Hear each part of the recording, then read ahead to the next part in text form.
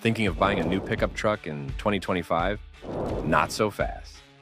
Some models are overpriced, underperforming, and packed with problems. Stay tuned as we reveal 8 pickup trucks to avoid this year and why. Ford Maverick. The Ford Maverick is great in its base and hybrid trims, offering good fuel economy and practicality. However, the 2025 Lariat trim is too expensive at nearly $50,000, with few upgrades to justify the price. High-end trims are hard to find, and dealerships often add extra costs. Stick with the hybrid or base trims for the best mix of usefulness, efficiency, and value. Save your money and avoid the pricey trims. Jeep Gladiator.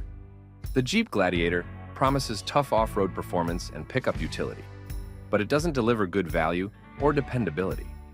Despite its high price, owners complain about poor build quality, like uneven panel gaps and cheap interior materials that wear out quickly. The ride is loud and uncomfortable, making long drives tiring. It also has reliability issues, similar to the Jeep Wrangler, with common engine and transmission problems. Compared to competitors like the Toyota Tacoma or Ford Ranger, the Gladiator feels overpriced and less reliable. Hyundai Santa Cruz. The 2025 Hyundai Santa Cruz tries to combine crossover comfort with truck utility, but misses the mark in key areas. Its turbo engine raises concerns about reliability, especially for towing. The dual-clutch transmission struggles in stop-and-go traffic. With a small bed and limited towing capacity of about 3,500 pounds, it's not as practical as a truck. While it looks good, the soft interior and lack of toughness make it less appealing for those needing a reliable vehicle. Options like the Ford Maverick or Honda Ridgeline offer better reliability and practicality. Ram Bin Lima Rebu. The 2025 Ram 1500 has let fans down with higher prices, lower quality, and an unproven engine. The well-loved Hemi V8 has been replaced by a turbocharged 6-cylinder, raising questions about how long it will last. Cheaper parts might save on manufacturing, but could lead to expensive repairs. The interiors, especially in the basic trims, feel less impressive. Prices are high, with top models costing 6 figures, but missing the luxury and dependability you'd expect. Rivals like the Ford F-150 offer better features and hold their value better, making the Ram 150 a risky buy. Chevrolet Silverado.